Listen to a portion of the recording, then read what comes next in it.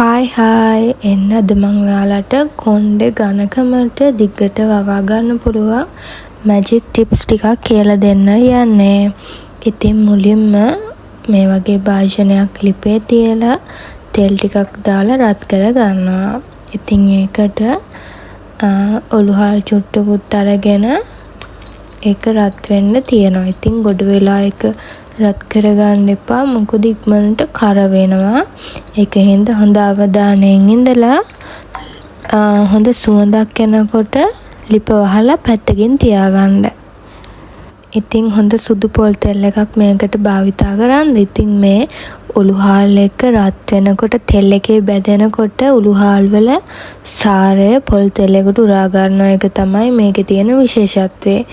ඉතින් මේක ඔයාලා ලාවට නිමුණාම කියන්නේ ගොඩක් නිමෙද්දි නෙමේ ඔලුවට දාන්න පුළුවන්, අපිට අල්ලන්න පුළුවන් රස්නෙක තියෙද්දි පොඩි භාජනයකට දාගන්න. ඔලුවට රස්නෙන් පොඩ්ඩක් ගොඩක් නෙමේ ලා රස්නෙන් දාන එකත් අපේ hair එකට ගොඩක් හොඳයි. ඉතින් ගොඩාක් රස්නෙන් දාන්න එපා. ඒකෙන් ඔයාලගේ හිස් කපලට හානි වෙලා කොණ්ඩේ යන්න බලනවා. ඉතින් ඔයාලා මගේ vlogs අලුතෙන් බලන කෙනෙක් නම් දැන්ම ගිහින් මාව subscribe කරලා තියාගන්න. ඉතින් ඉදිරියටත් මම මේ වගේ වටින වීඩියෝස් ඔයාලට ගෙනවන්නේ. ඉතින් ඒවා මග නොහැර බලන්න subscribe button එක click කරන්න. ඉතින් මේක හොඳට ඔයාලගේ scalp එකට ගාලා හොඳින් මසාජ් කරගන්න ඕන. මම නම් අගිස්සට යනකම්ම මේක හොඳට ගා ගන්නවා. මේක ගාලා පැය 2-3ක් විතර ඉඳලා නාන්න. මම දැන් මේක ගාලා පැය 2-3ක් ඉඳලා තමයි ඔළුව හොදන්නේ.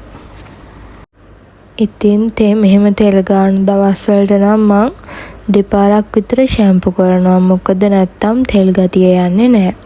ඉතින් මේ තෙල් ගාලා දවස් ගාණක් ඉන්න එපා. එහෙම වුණොත් ඔයාලගේ ස්කැල්ප් එකට බිබිලි එන්න පුළුවන්. ඒ වගේම තමයි මේක ඉතින් හැමෝටම හරියන්නේත් නැති වෙන්න පුළුවන්. ඔය ගොඩක් සෙම තියෙන කට්ටියට නම් ගොඩක් වෙලා මේක ගාන් ඉන්න හොඳ නැහැ. මොකද උළුහාල් කියන්නේ සීතල දෙයක් නේ. ඉතින් අනිත් අය නම් මේක සතියට 2-3 පාරක් විතර යූස් කරන්න. ඉතින් මේක දවස් දෙකක් කරාට අපිට ප්‍රතිඵල ගන්න බැහැ. මේක මාස 2-3ක් කරපුවාම ඔයාලගේ කේස් නිරෝගී වෙලා කොණ්ඩේ දිග් වෙලා හොඳ ඝනකම් ලස්සන කොණ්ඩයක් ඔයාලට ලැබෙයි. ඉතින් ඒ වගේම තමයි මේක හිස කේස් වැටීම පාලනය කරනවා. ඒකෙන් ඔයාලගේ කොණ්ඩේ හොඳට ඝනකම් වෙනවා. ඉතින් ඒ වගේම උළුහාල් වලින් හිස් සොරි වලටත් හොඳයි. හිස් සොරි පාලනය කරනවා. හිස කේස් වියලි නම් ඒ ගතියත් පාලනය කරලා කොණ්ඩේට හොඳ ෂයින් එකක් ගන්න පුළුවන්. ඉතින් මාත් නම් මේවා කරන්න හරිම කම්මැලි. මැඩි කරන්න කලින් නම් මේවා මට අම්මා හොඳට සත්කාර කරනවා. කොණ්ඩේට ඉතින් දැන් නම් ලොකු සාත්තුවක් වෙන්නෙම නෑ. ඒ වුණාට දැන් මං හිතන් ඉන්නේ ඔයාලා එක්ක එකතු වෙලා හොඳ කොණ්ඩයක් ආයෙත් හදා ගන්න. ඇත්තටම මම මේ දැන් 10 පාරකටත් වැඩි කොණ්ඩේ කපලා ඇති. ඒත් මගේ කොණ්ඩේ හොඳට වැවෙනවා. හරි ඉක්මනට වැවෙනවා. අපේ අම්මගේ කොණ්ඩෙත් ඒ වගේනේ. ඒ වුණාට ඉතින් ටික වුණාට කොණ්ඩේ හොඳ ඝනකම් කොණ්ඩයක් වෙන්නයි මට ඕනේ. ඉතින් ඔයාලත් මාත් එක්ක මේ ටිප්ස් try කරලා බලන්න. ඔයාලගේ කොණ්ඩෙත් ලස්සන කරගන්න පුළුවන්. මං ඉස්සරහට තවත් හොඳ hair care tips ඔයාලට අරගෙන එන්නම්. ඒ වගේම තමයි ඉතින් මේව කරලා විතරක් මදි. අපිට තියෙන උෂ්ණ ඇඟක් නම් අපි ඇඟ සිසිල් කරගන්න ඕනේ. ඉතින් ඒ විදිහේ එළවලු පළතුරු පලා වර්ග අපි එකතු කරගන්න ඕනේ. ඒ වගේම තමයි මූලිකම දේ තමයි අපි හොඳට වතුර බොන්න ඕනේ. වතුර තමයි අපේ ලස්සන වැඩි කරන්න පුළුවන් ලොකුම කාරණේ. ඉතින් මේ දේවලුත් ඔයා දිග්ගටම කරන්න ඕනේ මතක් කරලා. තවත් ටිප් එකක් කියන්නද?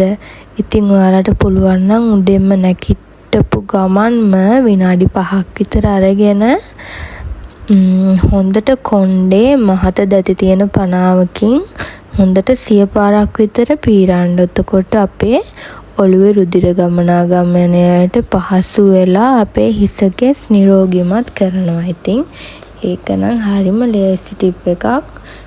ඒක නම් හැමදාම කරලා බලන්න ඔයාලගේ කොණ්ඩෙට මොකද වෙන්නේ කියලා. එහෙනම් ඉතින් අපි ආයෙත් මේ වගේ ලස්සන vlog එකකින් හමු වෙමු. අපි බලමු මේ ට්‍රීට්මන්ට් කරලා මං තා මාස 3කින් විතර මේ වගේම vlog එකකින් මගේ කොණ්ඩේ රිසල්ට් එක කොහොමද කියලා. එහෙනම් අදට වීඩියෝ එක ඉවරයි. ගිහින් එන්නම් බයි.